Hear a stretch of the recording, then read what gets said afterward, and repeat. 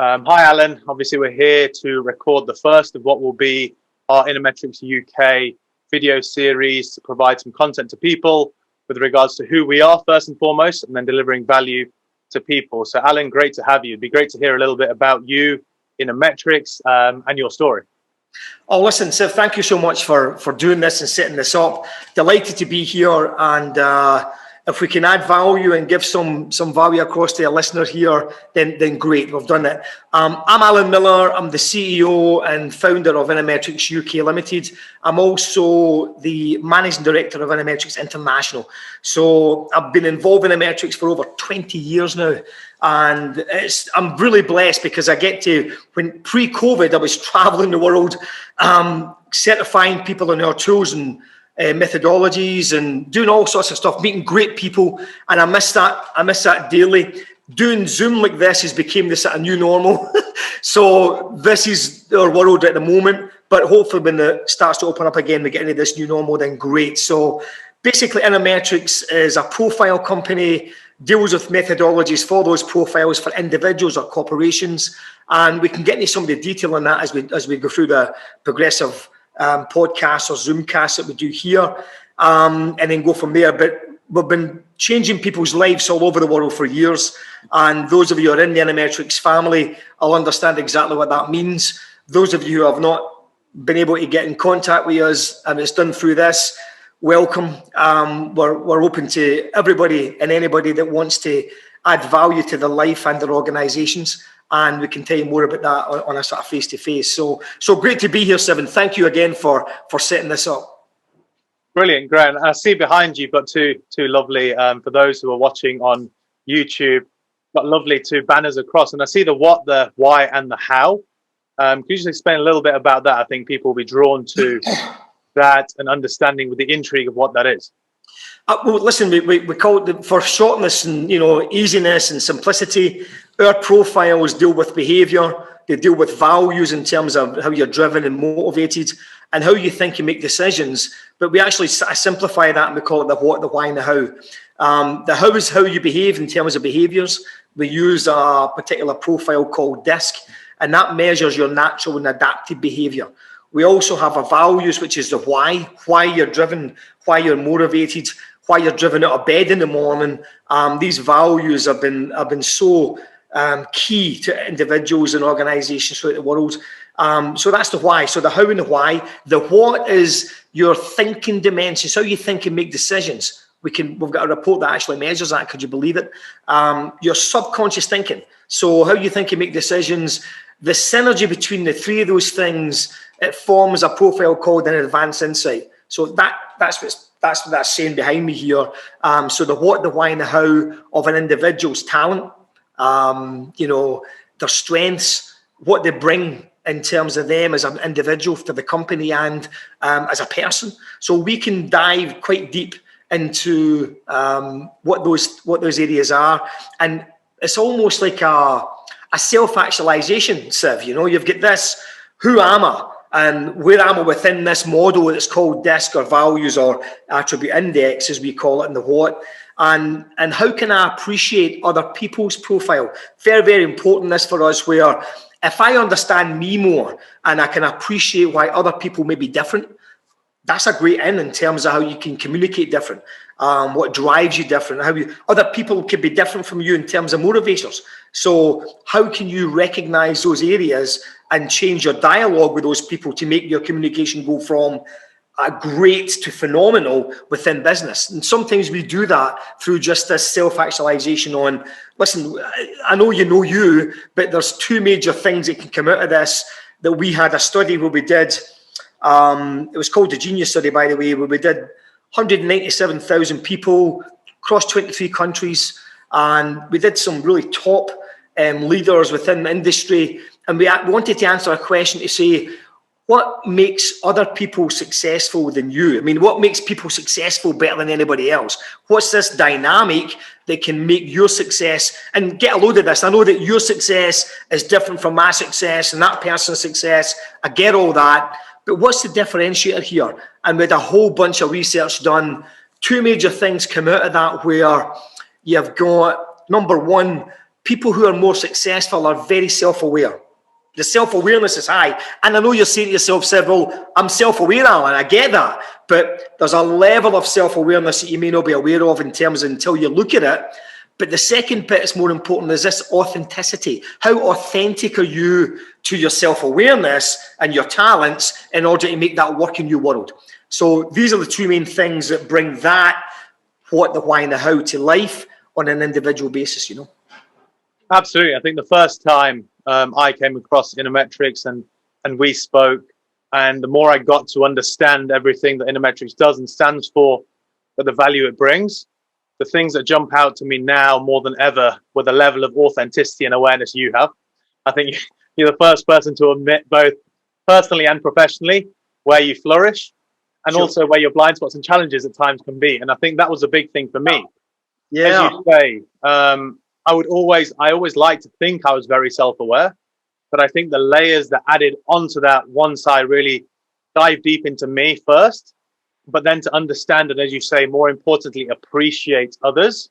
All of a sudden, the people who I once saw as frustrating in my life all became the superpowers in my life. And I really was able to understand, appreciate, and actually learn from the skills that they bring to enhance who I am, as opposed to feeling like they hold me back. And I think we'll all have them people, whether it be personally or professionally, that initially can frustrate us, but soon we learn to make them our best friends. And it really struck me, and it'd be great to get your views on this, that the big thing when I came into the Innermetrix family was a real shift from, I think, what we're all told about how important IQ is, but to really understand how important EQ is.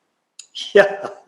Oh, listen, this self-awareness situation, and it seems simplistic, right? I mean, and it is. You know, people say, yeah, I'm self-aware, you know. There's an old hero of mine a way back. I was a martial artist back in the day, you know. I used to do a lot of martial arts. And Bruce Lee was he still is one of my heroes, right? Even back in the 70s, he was talking about people being different. He was talking about, listen, always be yourself and search the truth within yourself, you know. And there was a lot of lessons involved in that. That's Innermetrix. When I came across this 20 years ago, it resonated so clearly from me because of my background. And a lot of people who have got successful jobs, CEOs, directors, in particular, these guys at the top level, you know, their self-awareness was very, very high. But what wasn't synergized with that was the authenticity. They weren't being authentic in their world to what they were doing at the time, which affected many, many people. And when they started recognizing those things and getting to grips with that, then it just completely took off in a different world, a different level for them. And everybody's different. You know, you've got this individual level where, listen, my success is defined by me just having X, or I just want to get to Y. And that's great. That's your mechanism in terms of who I am and what I want to do. Everybody's got different spectrums. And within corporate businesses, within individual personal developments, you'll have a number of different things in there that can constitute towards you being fulfillment is everything. Being happy is no, it doesn't work sometimes just being happy. You've got to have this fulfillment in terms of a purpose and a drive of some sort of where you want to go. And everybody's got different behaviors of how you do that. And I guess, you know, we can probably talk about some behaviors today as well, but everybody's wired differently in terms of how they would go about that and achieving that. But it's very, very prevalent what you said, where this awakening in terms of what can I contribute? Where is my talents lie? We talk about talents and non-talents, by the way, right? And it's not a case of semantics there. We're looking at real talents and some things I'm not talented in. And what I want you to do is be authentic to that, to say, if I don't need to use those non-talents to be successful, then discard them. I don't need to use them. Well, that's the key. And rather than use the redundant talents to try and make it a bit more, to say, well, if I really am bad at that area, why am I trying to be better if it doesn't mean anything to my work or my life? Do you get the idea? So that's something that comes into the authenticity, you know, and that's a key driver with regards to the self-awareness. Absolutely. I know we'd love to talk about and break it down for everyone with regards to behavior today, but you said something there that I don't want to miss. And the first time I heard you speak about it, it was so profound to me. And it's something that I now speak to people about as well, because I think we always assess, what do I have? in terms of, oh, what talents do I have? Why is it not working? What people don't have an awareness of at times is a redundant talent. And could you just speak into that a little bit? Because the first time I heard you speak about that was really eye-opening, and I think I saw talent in a very different light. Well, thank you, Siv, and I'm glad that you took that, because it resonated with me. It's the same way back when I first got to know about it. Redundant talent could be, I'll give you a true story. I was coaching a CEO, and he'd done his profile with me. I did some feedback, and he called me up saying, Alan, what the hell is this report saying? It says that, you know, I'm really bad at common sense, and I've got a really low self-esteem or self-awareness about me. I mean, I'm a CEO, I'm a director of a business. What the hell does that mean? And I says, hang fire, let me come in and see you, have a chat. So we had a coffee, and we'd explain some of the things to say, like, listen, in terms of common sense, you're really not, there's no talent there. Give me an example when you've used common sense approach to solve problems in your business. You don't do it that way. What you do, because I've seen you in action, is you'll use your board of directors and you'll ask them, there's a problem, let's look at solving this in a really sort of scientific or a structured way, and how to move forward. On a common sense approach, you've not got it. You can't see that way. So you use it another way, and it works brilliantly.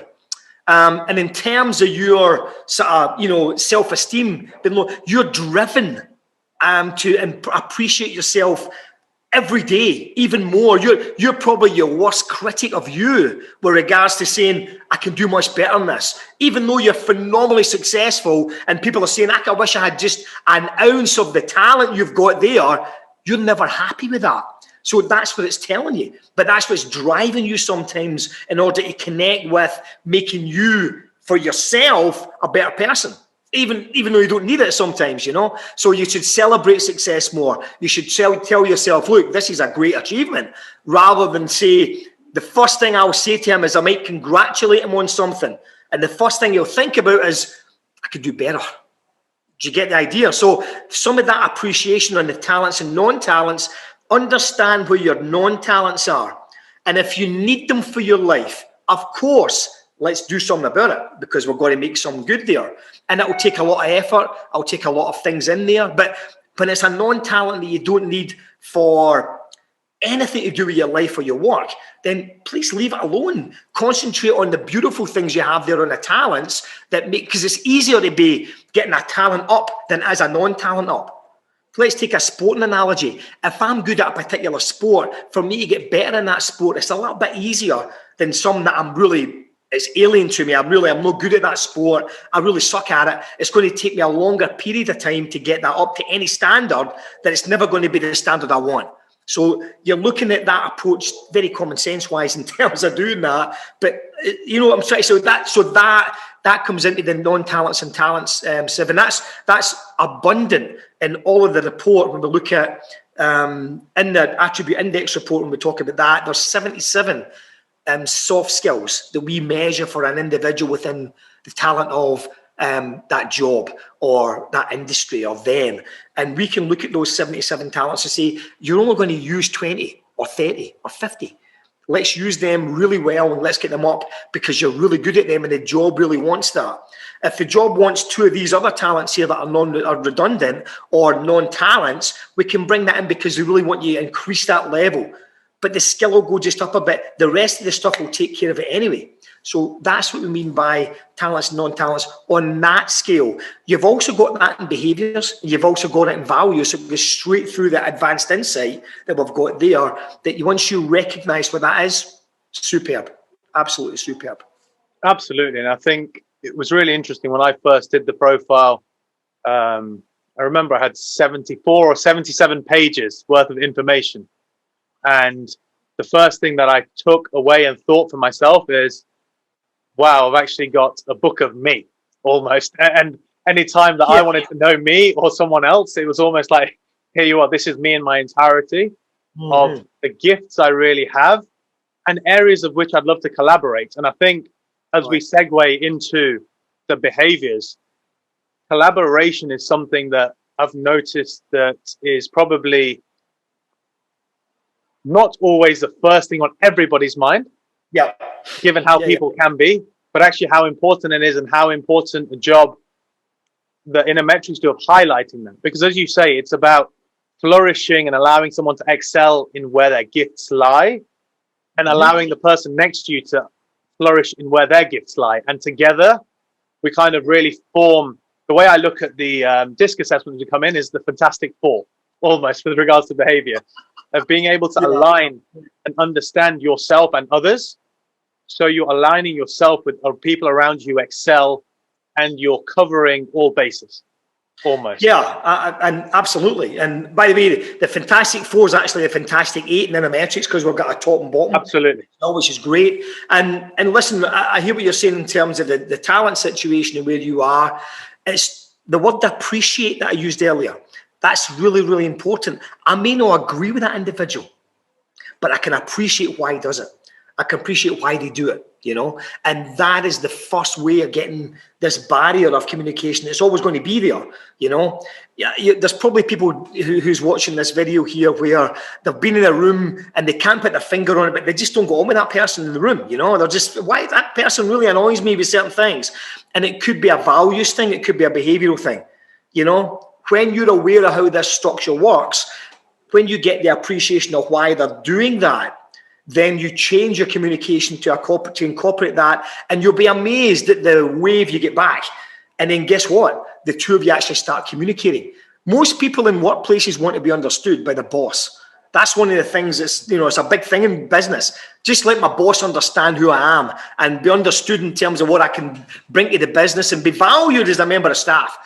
If you could do that in all businesses, it would be great, because, you know, people would be, you know, they don't have to be told to work late. They don't have to go over the, you know, the odds in terms of going out there for you without being asked.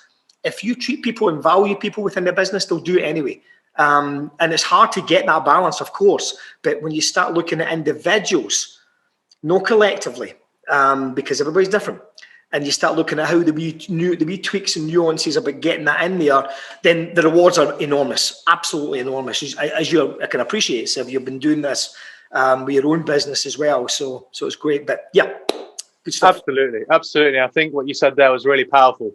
That everyone wants to be seen and heard and understood and feel like they can be themselves. And I think one of the biggest and most rewarding things has been when I've been able to take someone through the process, and you hear the words, it's the first time I really feel understood. Yeah. Such a profound thing. Yeah, that's a wonderful thing. Yeah, and I've had that many, many times, even doing feedbacks. And we do group feedbacks as well. We can do large feedbacks to corporates or individual feedbacks, or more specific stuff in terms of what it is for development. So, and there's a lot of that comes through, you know. And a lot of people take the report and give it to their significant other, their partner, their wife, their husband, and say, this is me. And they read it and go, well, yeah, I know. And you know, when you do this, you really annoy me. So you got all of this sort of stuff happening within relationships and personal wise within, and also companies. So definitely, yeah. Absolutely, perfect. So let's just segue across into this. And I think this is a really nice slide for us to start off on, actually. For those who are listening to the podcast, not YouTube, the slide reads, it's a new world out there, or a new normal, with new playing fields, rules, and players. Your choice is either to learn this new game or continue to be the very best player in a game that is no longer being played. Now, the first time you showed me this quote, I had to read it twice for it to really resonate and land with me. And understand that we have to evolve, and as people we're always forever evolving, and whether it's been forced or needed, even people have had to adapt and evolve to the new world around them that has been created through pandemics, etc., etc. And you mentioned earlier about a new world. It'd be really interesting to get your take on what that new world looks like, the adaptations you've seen, and what ones you think you'll continue to see. Yeah, listen, Seb, I've used this particular slide in training a few years ago. So it's pre-COVID, but it's so poignant about COVID now within the pandemic. And all it's really saying is that some people, if the change mechanism doesn't work, if there's no any openness to change, then you can be a great manager, a great leader. But the game you're playing is no longer being played anymore. So you can be this great leader and manager and play the game that you know, but you're actually being left behind with the stuff that's getting done now. So change is everything. Nothing stays the same. It doesn't matter what company you're in, or what world you're in, or what personal situation you're in. So it's about embracing that change and learning the new rules with regards to, okay, what does this mean for us now? And COVID was a perfect example of that. I got to tell you that behaviourally, the pandemic it caused so many different things to, but we're looking at the news every day about mental health. We're looking at the news every day about the jobs have changed dramatically because people are working from the home rather than the office. That does something behaviourally to people that if you don't know about behaviours, it can be quite catastrophic in terms of stress levels. It can cause all sorts of performance levels in your behaviour because you don't know how to deal with it. Let me give you an example. When you then put someone isolating or isolation that they've got in the disc model, when you look at this big yellow thing called the interactive eye, if I've got a high eye and I'm suddenly isolated, what do you think that's going to do to me? It's going to have repercussions if it's prolonged, which has been a year, and that's massive for the eye to then say, I can't socialize. I can't, all the things that I love doing is contactability and getting things done through people. Other than screens like this, there is no touching, hugging, meeting people, having this initial energy feedback. It's gone. And sometimes the telephone, sometimes the Zoom is not enough for the high eyes. So they've had to then adapt profoundly in the last year on the new world. The high Ds, the red one at the very beginning, they're driven by getting things done in an expedient way. That task, they're very, very good at starting things, great ideas, getting things done. Well, they're not driving much because they've been put in this world of, you're here, this is what I need you to do, and then do that, and then we'll catch up with you at the end of the week. So suddenly when they're driving, they can't drive the car fast anymore. They're almost on a bicycle because they're restricted in what they're doing. So that's got catastrophic effects in terms of what the behaviour is on the new world. The S's and C's, and we can talk about this, I guess, in detail, but they've learned to cope with it a little bit better because behaviourally they can cope with it. But it doesn't mean to say it's not causing some stress. Of course it does. But they cope with it better in terms of the accommodation, the toleration in terms of what that means for them. So different behaviours in terms of the desk in the new world, in terms of the new normal, has caused many, many different challenges for people over the past year. And what you're going to find people getting back to work is that they've suddenly been in isolation, been in their home, and get a load of this. I've got to tell you this story because I've seen it in the news and I've seen it in reports where in the first couple of months, people are working from home and it was, this is amazing. I can see the kids, I can work, my husband's there, and you can do the housework. It's all, after 2 months, it was like, get me out of here. I need my space. I want to get back to work for a rest, all of this sort of stuff. So this new normal, people are actually wanting this, separate situation of, there's my work, because some people, when they're in the house all the time, if they're not disciplined and they've never done that before, it can seamlessly go into things where I'm doing my own life as well as my work life, and I don't know what the separation is. I can't get my downtime, I can't turn off, and that in itself can be pressured, it can be stressful. So all of these things in the environment, there's only two things that change behaviour, Siv: the environment and people in that environment. That's what changes behaviour, nothing else. And you will then choose what behaviour you will pick in order to get through that to the next area. And this has been affected amazingly by COVID, by COVID-19, Corona, and all the stuff that's going on now. Hopefully there's a little bit of a light at the end of the tunnel right now with regards to the vaccines being a game changer. Hopefully when things are starting to open up again and the economic pandemic is going to then hopefully recover, and people get back to whatever we're going to get back to in the future, and go from there. But do you see what I mean in terms of the parallels from that? Absolutely. I think the best thing for me is having experience, and not just in theory, but in practice. And I know there may be people listening and thinking they understand in theory, but how does it work in practice? And funnily enough, I've had, like, as soon as you were talking about each different example, different clients, family members, friends, etc., that could step in. I mean, Yeah. I had someone who, when we go on to the disc, as a 99 interactive, so off the chart, loves people, loves to be around people, energized by people. Yeah. And she had real internal turmoil by the lack of engagement with others. And just as things have opened up here in the last week, just as we're allowed to walk around, the difference in just her energy, her mood, how she's seeing the world, even just her outlook on everyday life. There's that spring in the step is back. It's amazing. It's instant. There's an instant gratification in terms of what it is. You need it. They crave. Absolutely.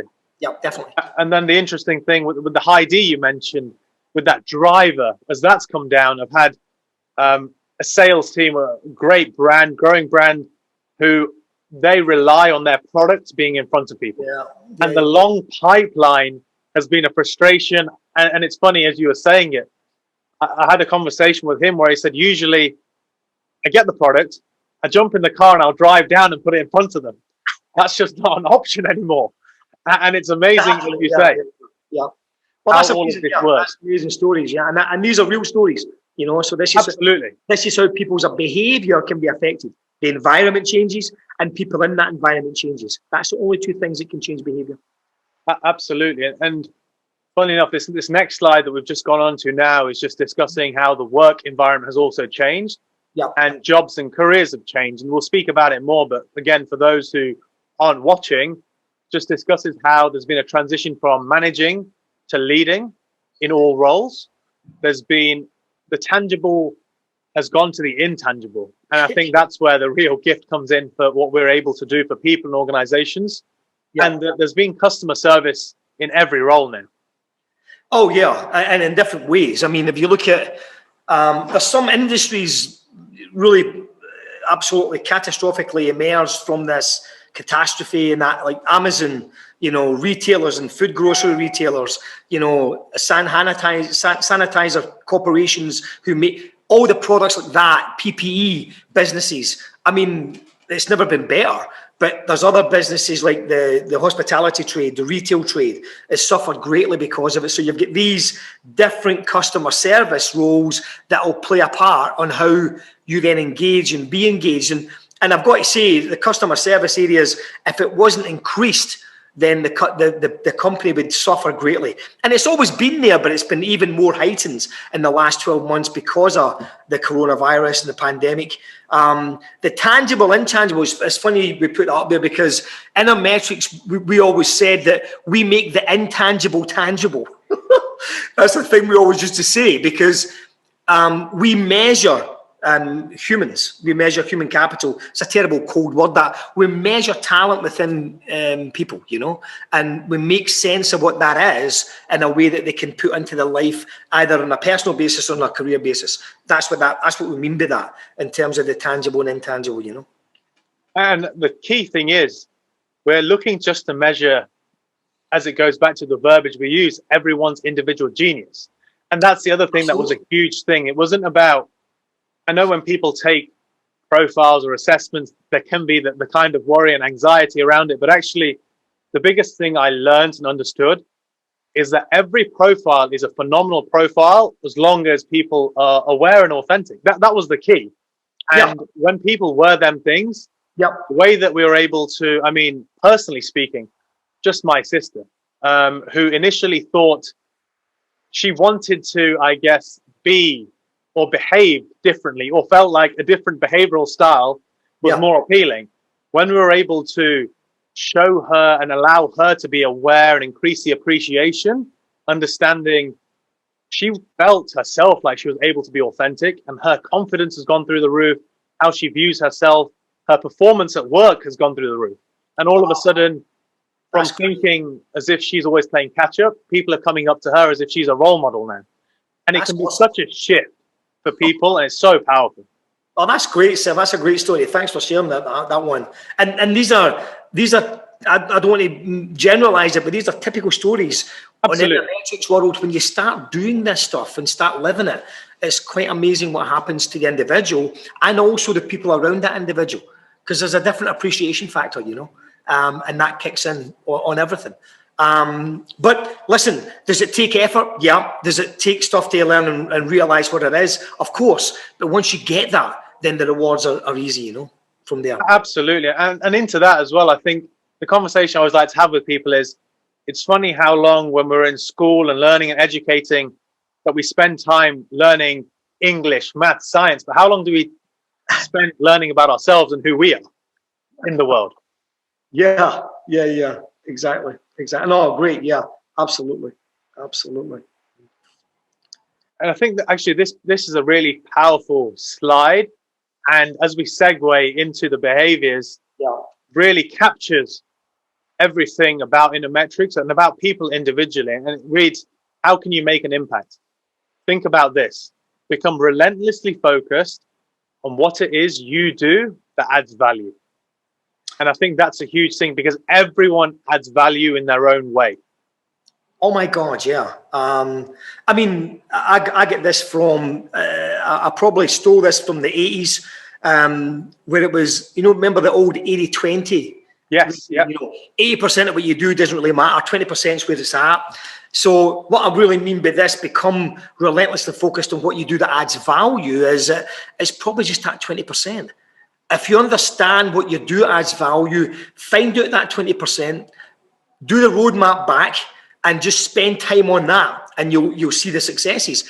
The thing is with human beings is that the 80% that is doing through interaction, doing things that you really shouldn't do but you enjoy, that's part of life. You know, your life's going to be like that. But it's understanding that 20%. Once you get that, and there's a roadmap to that, there's a way we do this in the training where if I look at like a customer's journey, for example, what's the customer's journey in an organization? And I look at all the key points that I call moments of truth. And this is stuff that I've done for years, right? And it's Tom Peters was a guy that I used to enjoy all of his stuff all the way back in the, I'm old, Siv, I'm really old now. So in the 70s and 80s, I was doing training like this. It stuck with me. And the Innermetrix brings this to life in terms of, it cuts right through the middle of this with regards to, here's what it is. Here's where the value in you and what you're doing is going to make a difference. It's making a difference to them as well as other people. And the biggest thing in terms of leadership is that if you can be servant leadership for me is the highest level because you're empowering other people to become leaders in their own right. That's for me, that's a personal basis. There's other stuff that I've done in leadership with situational leadership, John Adair's 3 action centered leadership, all of that, and the great stuff. But the servant leadership for me is the highest level because you're empowering others to take charge of themselves and others around them. That's got to be the most powerful, isn't it? And the most rewarding, because to let go of those constraints as a leader can be very dangerous for the business if it's somebody who's really quite new. So yeah, it takes a lot of courage to do that. But this adding value and becoming relentlessly focused on what adds the value, this is a massive thing here, massive within business and within individual performance. Absolutely. I think with regards to both, I'm sure you've been asked many more times than I have to date about, do you really think everyone can be successful? Do you really think that everyone can perform world-class at a world-class level? Can everyone have that life, that success? And I think the best thing that we are able to do is firstly look at what success looks like for an individual. Exactly. But then, as you say, I genuinely do believe, and it's not just from the optimistic side, it's from understanding this exact point, that if someone is self-aware and authentic and align their environment to who they are and the people around them, absolutely everyone can excel and succeed because their individual talent and being focused relentlessly on that individual talent will add the value that opens doors of fulfillment for them and success in their life, or whatever success really looks like for them. Yeah, absolutely. And it's almost something when you talk to some people to become obsessed with what it is you want to achieve. I mean, be obsessive about it. You're going to apply the energy that's required. If your behavior doesn't constitute the same as what's required there, change your behavior. You've got to change your behavior in order to make that work. But you can still be true to yourself, you know. But you've got to do something about this energy in order to make that where you want to go. Otherwise, there's another thing here, you'll get what you accept. Have you heard that before? Absolutely. Don't accept. You'll get what you accept. Don't accept it. Change it. and do something about it moving forward. Absolutely, and I think this is a really profound. For those on YouTube, you'll see two different quotes from phenomenal leaders and very successful businessmen. But for those listening on the podcast, I'll just read this one out. Elon Musk, I'm sure a name that everyone's heard of a lot, increasingly day by day, and of course the CEO of Tesla. A great quote. When you think about what he is and the business he has with regards to machinery, production, etc., the biggest profound thing that I feel he said was, it turns out human beings are underrated. That's a brilliant quote, that, isn't it? I mean, when I seen this, I did some research on this before. I was doing a presentation on this in Nice a couple of years ago, a year and a half ago. And it was an Innermetrix conference. And I did some research on this one. And when I seen this, I went, oh my God, captures everything I want to do with regards to the Innermetrix side. And thank God that an automated, intelligent form of beings are going to get computers and robots doing things. And they're saying, it turns out that human beings are underrated. They really can do a lot of good for the business. Thank God that's there. And get a load of this. Soft skills and making decisions are absolutely paramount for what they're going to do to make it work. And they need to make the decisions. They need to be wrong. I love the thing here that they take time and they need to take risk here. On letting individuals who have the freedom in order to excel, to make it better, to make the service better, to make the product better, to make the experience better. That's got to happen within the confines. And that's just one area of saying that, thank God, listen, automation expectations have failed because there's not been enough human interaction with regards to making sure that it's going to be tested and tried in a way that we want to have that connection. I mean, Amazon is probably one of the biggest automations you've got online, but get a load of this. If you want a human being on their complaints department, you can get it. If you want a human being on talking to someone, you can get it. But everything else so well done, But if you need that contact, they're recognizing you must have that there for the person in terms of their customer experience. If it's completely automated, as a human being, you might find that a little bit, I don't like that. And that was some of the things that he recognized for the business going forward, which was great, Absolutely. And I think it's an important thing to say here for all that are going to follow our social media channels. There's going to be a lot of things coming out. And one of the things that came to mind as you're speaking about this is when you were invited to be a keynote speaker in Malaysia. I think it was the workplace management conference there. Yeah. And the question was posed to you with regards to the fear almost that a lot of people have around AI, robots and people, etc. And there's a fascinating video and clip from that speech that you gave.